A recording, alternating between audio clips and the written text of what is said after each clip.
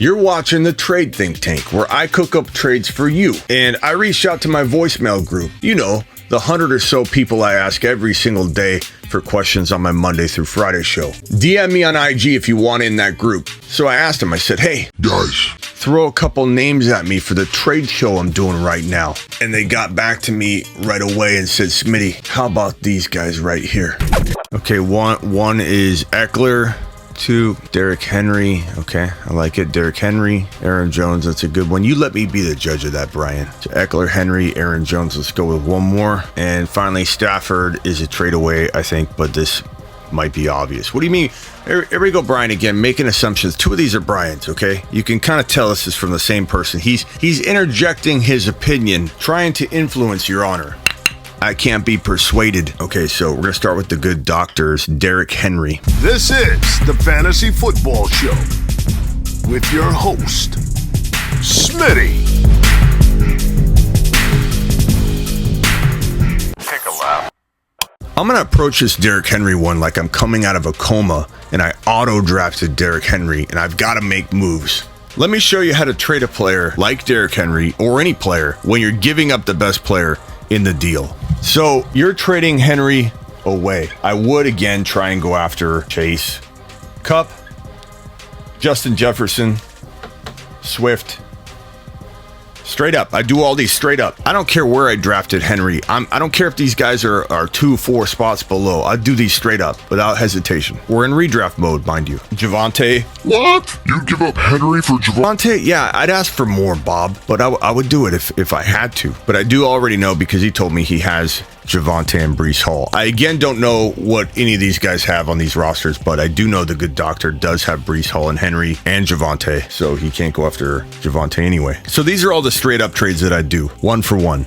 And I'd also go after Najee, straight up. Okay, so those are all straight up. Those are all pretty straightforward. Now we get into the interesting portion of this, where you trade for 2 players, not just one. In a 2 for 1, where you're giving up the best player in a deal. In order to do a good trade, a good 2 for 1, my recommendation, my theory, my concept of trade is to have both of your players independently capable, not a lock, but also not a huge stretch of the imagination.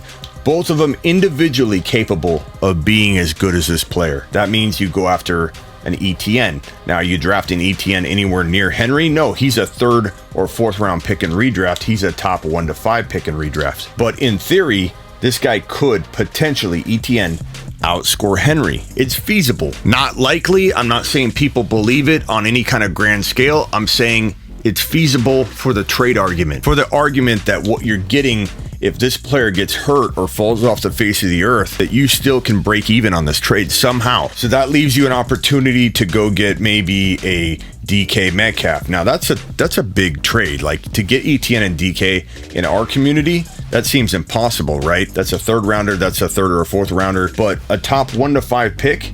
But on draft day, could you trade the 1.1 for a 3rd and 4th round pick? Yeah, you could. So how is that not feasible? It is feasible. Don't think like we do about these guys. Think about how the rest of the world portrays these guys. Same thing here with Etienne and McLaurin. Now, the good doctor has Breece Hall, but you could say Hall and McLaurin, or Hall and DK, or Hall and Waddle. And I do know the good doctor also has Waddle. Other combinations out there for people would be something along the lines of Walker. Okay, so we'll start with Walker. So Kenneth Walker is a much lower value player than Henry, so you need to really hit this player out of the park and make sure they're a little bit more upscale, because Etienne and DK, they shared similar ADP. This guy's got a 7 to 10 round ADP in redraft. This guy's got a top 1 to 5, so this player has to be weighted a lot differently than those other examples. But could he? Again, I'm not asking does everybody think that Walker could outscore Henry. I'm asking you to get creative here and ask yourself, could Kenneth Walker outscore Henry? Not likely, but it's possible. And because it's going to feel a whole lot less possible to majority of people out there, that means that this player has to hold more weight. This player has to weigh a whole lot more than the DK or Etienne individually, because the idea of him outscoring Henry is a lot less likely. So we throw in a guy like Debo. Debo gets drafted a whole lot later than Henry, probably a good round, and Walker's a 7 to 10 round pick. So this kind of trade is doable, probably more so than the other one. It's a little more risky. So you could say, well, I love Walker, Smitty, but I'm not going to take that chance. Maybe do an Eli Mitchell. Yeah, I know they're on the same team. Maybe another good way of looking at this is maybe, and I know the good doctor doesn't have this situation, but to help other people, I would say you could also do something similar to, like, let's say you have a Stafford and you're going to send Stafford and Henry to this owner. And because Debo's not enough for Henry, you get someone like Herbert in this trade. And now all of a sudden you're upgrading your quarterback. And in your mind, you have somebody that actually can compete with Henry. And then this trade kind of could make some sense. Maybe you get to throw in a Walker if that person had Walker. Maybe you could throw in a St. Brown somehow, or an Ayuk or someone like that. But don't underestimate how much he can command in redraft. Now, in Dynasty, I mean, he's worth a third rounder, maybe a fourth rounder to some people. I'd say in draft, he's a third rounder. In trade, people treat him like he's a fourth rounder. I don't think the trade value is even close to the draft value in a Dynasty startup. So in Dynasty, your best bet, honestly, is either to do some kind of quarterback upgrade, like I just showed you, where you're sending Henry and Stafford for a Burrow and a Kenny Walker. And you may not even get Kenny Walker. You may have to do some sort of like Mitchell trade, like I said, or maybe a Gibson trade. No one wants him in Dynasty. Everybody knows he's on his last leg. And that's what makes it so confusing as to why everybody doesn't have more alarms going off, more alarm bells and warning signs in their head going off when the discrepancy between his Dynasty and redraft value is so far apart. To me, it tells me that people think he's going to fall off the face of the earth. The data is impacting. The data tells me he could bust in 2022 because so many people don't want him at all in Dynasty. If people thought he wasn't going to fall off the face of the earth either this year or next year, he would have a more connected, slow separation of ADP redraft and ADP Dynasty value. The discrepancy of third to fourth round value Dynasty, top 5 in redraft, tells me that the believers believe hardcore, the doubters are doubting like crazy, and the data tells you that the drop off might be right in the middle, which means during the season. The fact that that data is so strong on both sides, it doesn't mean that one is necessarily going to be right. They could both be right. Derrick Henry could tear it up for half of a season and then get hurt mid-season again, ultimately making the doubters right, but the crafty owner might draft him and trade him mid-season. So I'll end on this note.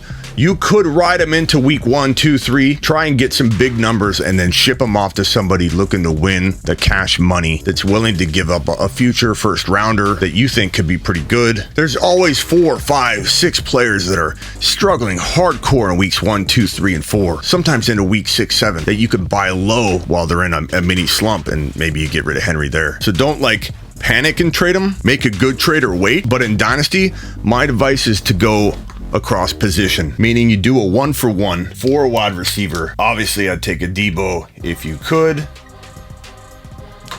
I'd honestly take a DK, even a McLaurin. I'd obviously try and get more, but you may not be able to. Good doctor, I appreciate your time. Okay, so Austin Ekeler, I mean, there's a couple ways you could trade him. Number one, he's got pretty good redraft value, right? He's going top 6 overall. So if you're trading him in redraft, you should be able to do a lot of the same things I'm talking about. Everything we said with Henry, we can kind of apply to Ekeler. And I don't think you need to get rid of him for Swift. I like Swift a lot, but I'm drafting Ekeler over Swift. I'd trade Ekeler into Javonte to get something. There's a big difference between predicting a guy to break out and be bold as a number 2 overall running back like I do with Javonte. It's another to actually draft him at that number 2, number 3, number 4 spot. It doesn't make good sense. You want to play the odds game to your favor. So Ekeler, you want over Javonte. Ekeler, you want over DeAndre Swift. Ekeler, you want over Breece Hall. So I'd probably say if you're trading Ekeler in redraft, let's say for Hall and somebody, you can argue that Hall could outscore Ekeler. I'm not saying I draft Hall over Ekeler. I'm not saying to expect it. I'm saying that feasibly, you could argue that Hall could outscore Ekeler. Now, I'm going to ask for a McLaurin. I'm going to ask for a DK Metcalf. I'm going to ask for a Waddle. I'm going to ask for a QB upgrade, giving away my Ekeler and let's call it Stafford. And some of you love Stafford, so I get it if you don't want to make the trade. But to me, I think Hall and Burrow could outscore Ekeler and Stafford. Maybe you get something else, like I said earlier, St. Brown. These are all ideas to trade away Ekeler and redraft because we're not worried about Ekeler like I'm worried about Henry. And you may not be worried about Henry, and that's okay, trust your gut, but I am worried about Henry. So I would trade him away for a Breece Hall and a DK. But in the case of Ekeler, I'm not worried or panicked about getting rid of him. So I'm only going to trade him if I can get the right combination. And I think the best package was the Ekeler for Hall and DK. Ekeler for Hall and McLaurin. Ekeler for Hall and AJ Brown or something crazy like that, even if you give up something small back. Now, Dynasty is the question I think at hand here. Ekeler and Dynasty, it's not going to be as hard to trade away Ekeler in Dynasty as it was Derrick Henry. And you don't have to get rid of Ekeler like you do Henry in Dynasty. Ekeler could be good for another year after this year, but I personally would jump off now if you can make the right deal, if you can replace him very easily. And a similar trade is the Hall trade. Like I'm starting off with Breece Hall. You may see Hall get drafted over Ekeler in some Dynasty. You may see Ekeler get drafted over Breece Hall in some Dynasty formats. So it kind of just depends on the people you're drafting with. It kind of depends on a lot of things. You might have to add something. They might have to add something. You both might have to add something. Would I give up a first rounder? It depends if it was very late. Maybe it was 2025 and I'm not too worried about a 2025 first rounder, like whatever. You know, leagues can close before that time.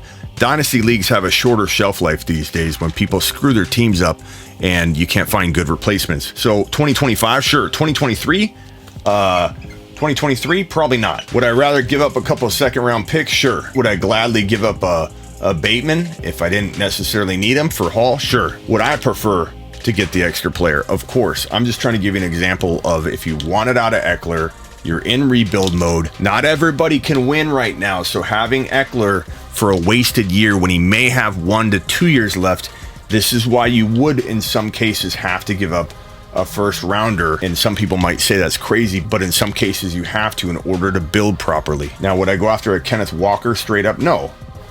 You can command more value. This is where you can add that McLaurin back in. Or the QB upgrade I've been talking about. You get Burrow and Walker and you give up a QB here and Ekeler. You got to have the advantage here big time, almost 2 brackets or maybe even 3 to account for this potential drop off, which I think in the end won't be because I absolutely love Walker. That's how I get rid of Ekeler. Now go get it, you Ekeler traders, you. All right, now we're getting to Brian who thinks he knows what I'm thinking. Brian thinks he's in my head trying to influence the court. That's a good one, he says. I'll be the judge of this, Brian. It is a good one. If I'm trading away Aaron Jones, I'm coming after a Walker and something. Walker and St. Brown, Walker and a first rounder. A Walker and a first rounder swap. If maybe that 2023 looks like it could be Robinson, think preemptively. But Aaron Jones has 1 good year left. I would be so shocked if Aaron Jones had more than 1 elite year left if he makes it through this year. I think he's getting a little bit overdrafted in the middle of round 2 right now in redraft. I think his dynasty value is pretty low comparatively, similar to Derrick Henry. It tells you a story. When in redraft they're sky high, in dynasty they're not. When the discrepancy is that far apart, in my opinion, it means they might meet in the middle and the player tear it up for half of a year and get hurt the second half of the year. Like Derrick Henry. There's something to that, I'm telling you. So give me Walker. Go across position. It's going to probably be a little easier to trade Aaron Jones to a running back needy team that can overlook a little more the running back drop off that could be coming for Aaron Jones. A running back needy team might ignore it. And I think you could go after a DK. There he is again. Go after a McLaurin. There he is again. Good old Waddle. You love to see it. How about you go after Etienne and you give up your first rounder? Same thing for Breece Hall. Get Breece. Go after Hall. Give up a first rounder, make the Aaron Jones and Hall swap. That's how I'd roll with Aaron Jones in Dynasty. You can give up more. Those first rounders are very appealing to people trying to do crazy moves. And in some ways, you could convince somebody, hey, you can make a move now and also get future and then pump their team up and be like, you could, Hall, you don't know what you're getting for this year. Get Aaron Jones. He's going to win now, but I'm giving you a future piece. You're going to be fine. And arguably, it's not a bad move, but you want Hall, you want Etienne, and you're giving up Aaron Jones and you're in rebuild mode. Give up a first rounder. Just make sure you're not giving up the 2023 1.1. If your team's that bad, don't be giving that pick up for anything. Give up somebody else's first rounder that you acquired before you start giving your own up if you're in rebuild mode and you look like you could lose. Anybody out there gives up the 1.1 in a trade when you could have had Robinson, I'm going to make you take 100 laps.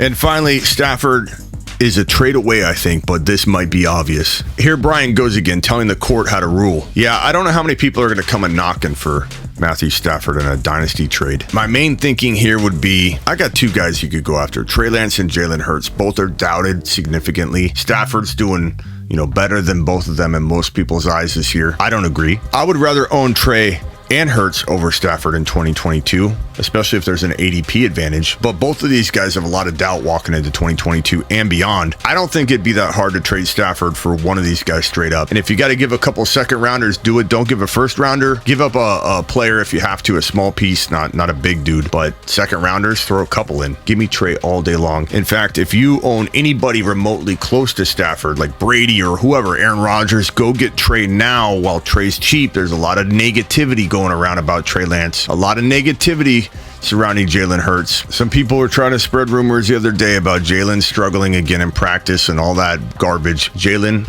to the moon. To the moon. Trey Lance to the moon. Go get either one of them, broski. That was a fun little episode. We're going to do more of them, maybe live, maybe not, but Trade Think Tank is here to stay. Let me know if you liked the episode and drop a couple players you might want in episode 2, and get on over to thefantasyfootballshow.com. Get your one-on-one text device with me. On-demand texting with your boy Smitty. And all the content you can consume, bold predictions, rankings, articles, you name it, it's all at thefantasyfootballshow.com. Now get out of here. This is the Fantasy Football Show with your host, Smitty.